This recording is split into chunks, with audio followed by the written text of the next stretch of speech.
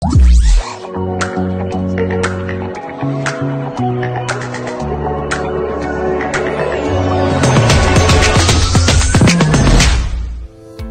yakin kok semua agama akan menjelaskan bahwa satu sikap mereka, pemilu ya harus dijaga dari unsur-unsur yang buruk gitu. Dan ini sudah sebenarnya bukunya dan download di Bawaslu.id di web kita. Dari sisi yang lain kami banyak melakukan apa yang kita sebut dengan desa pengawasan dan seterusnya, yang itu sebenarnya sinergi. Apakah di situ dikampanyekan untuk menolak tidak melakukan politik uang? Apakah di situ juga bergandeng tangan dengan banyak orang untuk mengantisipasi segala macam yang kaitannya dengan ancaman untuk melakukan kampanye-kampanye yang buruk tadi itu? Karena begini, di tahapan kampanye ini saya kira disinilah tahapan yang sudah mulai menguras emosi pendukung sebagaimana tahapan pencalonan. Maka sebagaimana kita tahu, meskipun sudah diatur begini, para calon itu masih saja mendramakan proses pendaftaran kayak kemarin. Kenapa? Karena ini sudah menguras emosi pendukung, di mana karena mereka sudah berpikiran pilkada ini ya tidak seperti di saat biasa, yang dilakukan tetap saja seperti pilkada seperti dulu-dulu, kampanye, pendaftaran, dan seterusnya itu didramakan yang ternyata melanggar protokol kesehatan. Nah, tentu kita banyak debat soal apa yang bisa kita lakukan. Nah, saya mau mengingatkan tadi, mumpung ini tadi baru ketemu, saya agak seperti itu ya, antara undang-undang pemilu sama undang-undang pilkada, tapi ini kepastiannya ingin saya memastikan bahwa pasal 69 tadi yang melarang soal kampanye syaratnya. Nah, terkait dengan penindakannya seperti apa, itu unsurnya malah setiap orang yang dengan sengaja melanggar ketentuan tadi, apa yang kita sebut politisasi sara itu, ya ini unsurnya setiap orang. Dan nah, dendanya kalau penjara 6 bulan paling sedikit sampai dengan 1 bulan sampai dengan 6 bulan, kemudian dendanya 100.000 sampai dengan 1 juta ya kalau kita lihat di sini. Nah, kemudian juga ada yang 600 paling minim sampai 6 juta ya. Jadi sebenarnya secara aturan sudah setiap orang, dan memang dalam sejarah penindakan kita juga sudah banyak yang dilakukan. Oke, secara undang-undangnya setiap orang berarti semua bisa terjerat begitu Pak? Kalau melakukan tindakan kampanye hitam, maksudnya itu ya? Ya. Kampanye sara atau kampanye hitam. Iya. Nah, berarti selaku masyarakat, seandainya kita ingin melaporkan seseorang, itu bagaimana prosedurnya Pak Afif? Ya, kalau dari sisi metode pelaporannya, pertama kita bisa langsung datang ke kantor kalau dimungkinkan. Kalau tidak, sebagai informasi awal bisa langsung masuk ke Bawaslu ya. Kita punya platform yang untuk melaporkan lewat online, yang kemudian itu akan masuk ke website kita dan akan kita tindak lanjut dengan cara mengirimkan ke lokasi lokus di mana terjadi. Misalnya Regina melaporkan ada dugaan pelanggaran terkait kampanye yang menggunakan sara di Manado, itu lapor kalau ke Bawaslu, langsung kita sampaikan nanti ke jajaran Bawaslu Kota Manado dan juga provinsi untuk menindaklanjuti di sana. Nah, akan dilakukan proses-proses pemberkasan dan katakanlah apa yang kita sebut dengan menyampaikan bukti dan keterangan lainnya, yang itu sebagai standar prosedur penanganan pelanggaran yang harus dilakukan. Oke, nah tadi juga kan dikatakan setiap orang Pak, kalau itu masih berupa akun bisa juga dilaporkan atau bagaimana? Iya, akun juga bisa dilaporkan. Nah, kalau orangnya jelas kan enak. Nah, selama ini yang sering terjadi, akun ini kan akun anonim. Saya sering menyebutnya akun setannya itu kan yang nggak ada nama.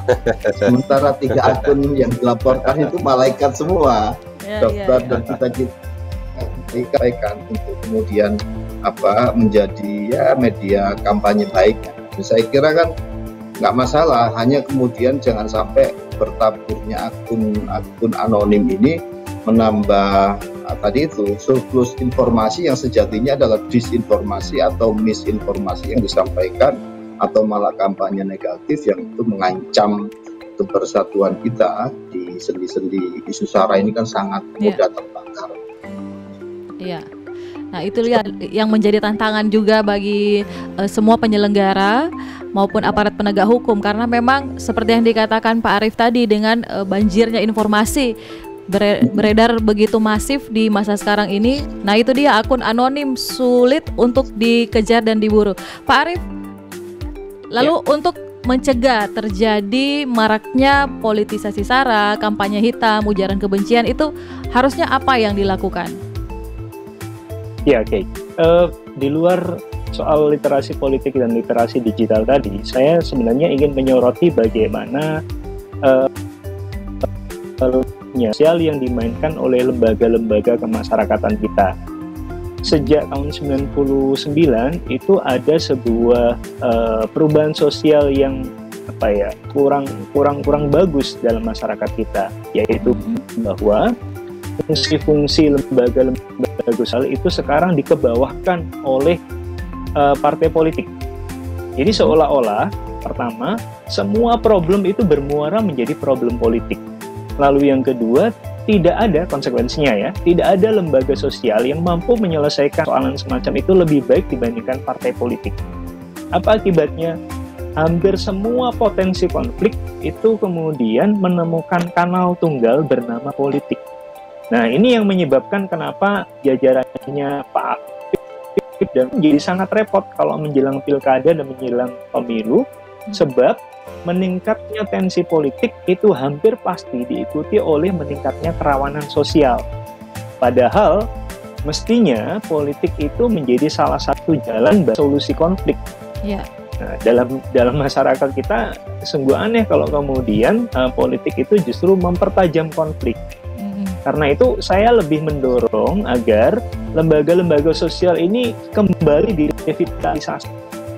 Majelis keagamaan, organisasi pemuda, mungkin klub basket bahkan, itu harus bisa memainkan peran tertentu. Saya sepakat dengan Bung Jerry tadi yang mengatakan bahwa sentimen sosial itu ada di hampir semua. Nah, persoalannya tinggal bagaimana kemudian kalau ini tidak bisa dihilangkan, mampukah kita membuat kanal supaya sentimen ini berubah menjadi sesuatu yang sifatnya positif. Sebagai contoh, ada kompetisi sepak bola. Kalau di kota A menang di kota B, itu kan sentimen kota kita itu meningkat gitu ya. Saya bangga kalau misalnya klub yang saya dukung itu menang pas klub oleh menjadi apa? Harus supaya semua sentimen itu menumpuk menjadi sentimen politik, dan akibatnya setiap pilkada atau setiap pemilu kita menjadi repot sekali, lalu Bawaslu seolah-olah menjadi petugas pemadam kebakaran yang pasti kewalahan berhadapan dengan meluapnya sentimen dalam makna yang negatif itu tadi. Ya. Sentimen segala sesuatu sentimen sosial maksudnya akhirnya bermuara jadi sentimen politik ya Pak? Betul. Iya, karena itu perlunya seandainya lembaga sosial itu di kanal. Hal lain yang bisa bahkan juga adalah saya sungguh berharap dua institusi penting dalam masyarakat kita yang belakangan juga mulai kehilangan peran besarnya. Nomor satu adalah media seperti yang dimainkan oleh kawan dan Regina teman. Lalu yang kedua adalah pendidikan. Kalau dua institusi sosial ini bisa memainkan perannya, mereka akan punya peran penting bukan hanya dalam mengembangkan literasi politik maupun literasi digital tadi, ya, tetapi juga membangun kemampuan masyarakat untuk pertama saling memahami.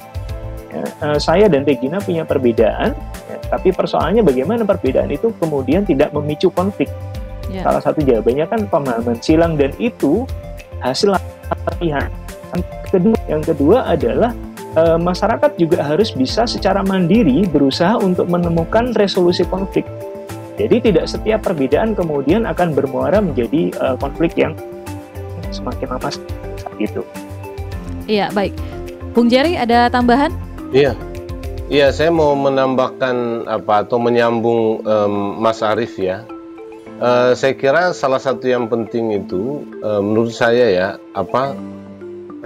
kalau kita lihat sebetulnya wacana pilkada kita ini kan terlalu didominasi oleh pertama hal-hal yang sifatnya agak teknis administratif ya, sehingga ruang untuk mengkampanyekan perlawanan terhadap politisasi SARA itu seringkali space-nya terbatas ya.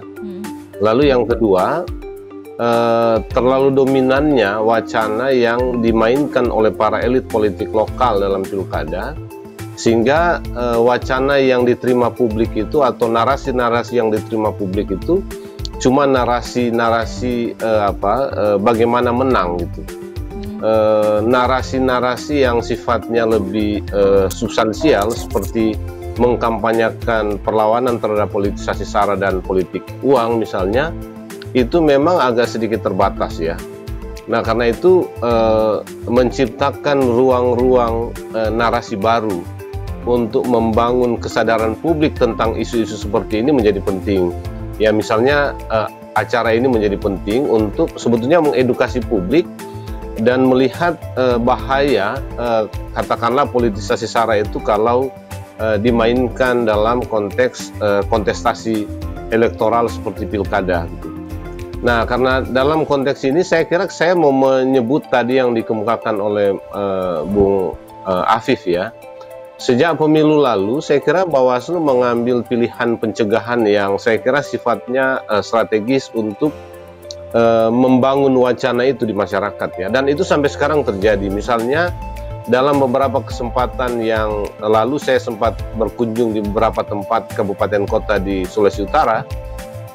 Kegiatan-kegiatan Bawaslu itu ya memang mengambil tema itu, lawan politisasi SARA dan politik uang gitu. Jadi wacana-wacana yang selama ini tidak pernah dibicarakan gitu ya, dibicarakan atau dibawa langsung untuk menjadi percakapan masyarakat di tingkat basis ya, di tingkat grassroots itu.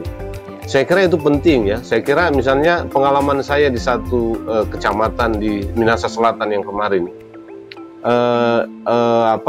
minggu lalu itu ada deklarasi di tingkat kecamatan dibuat di desa gitu ya, di desa di dalam suasana perkebunan. Dideklarasikan di sana perlawanan atau komitmen ya masyarakat untuk tidak melakukan politik uang atau tidak menerima politik uang dan tidak melakukan politisasi SARA. Itu kan di tingkat basis ya. Nah ini mungkin kecil dan sederhana, tetapi sulit membayangkan kalau tidak ada acara kayak beginian. Orang di satu kecamatan di Minahasa Selatan, di kecamatan Tareran misalnya, akan bicara tentang buruknya politisasi SARA, akan diskusi tentang bahaya politisasi SARA. Jadi semestinya yang begini dilakukan ya. Tadi saya kira saya sepakat dengan Bung Arif juga bahwa lembaga-lembaga sosial lainnya atau lembaga-lembaga kemasyarakatan lain seolah-olah kehilangan peran juga. Semua peran-peran sosial politik itu diambil oleh partai politik gitu ya, dan kesadaran ini di kalangan organisasi kemasyarakatan dan keagamaan seringkali juga rendah sekali gitu ya, sehingga dia kadang-kadang terikut juga kepada partai politik atau pasangan kandidat ya, sehingga kalau mereka melakukan kegiatan-kegiatan kayak begini di masyarakat, patronnya itu selalu adalah pasangan kandidat dan partai politik gitu. Nah, ini yang harus dibangkitkan kesadaran ini ya. Karena itu saya kira Mas Arief, buku yang kemarin kebetulan saya ikut juga ya dalam pemilu 2019 yang lalu, itu mungkin perlu disosialisasi lagi tuh. Gitu, meskipun sebetulnya di tingkat teman-teman Bawaslu kabupaten kota ya, saya kira wacana ini masih tetap hidup ya, dan karena itu beberapa program yang mereka programkan dalam pilkada memang dengan sengaja mengambil isu politisasi SARA atau perlawanan terhadap politisasi SARA ini. Ya, bahkan tidak sedikit saya lihat tokoh-tokoh agama masuk dalam tim kampanye. Itu sebenarnya memang tidak dilarang ya.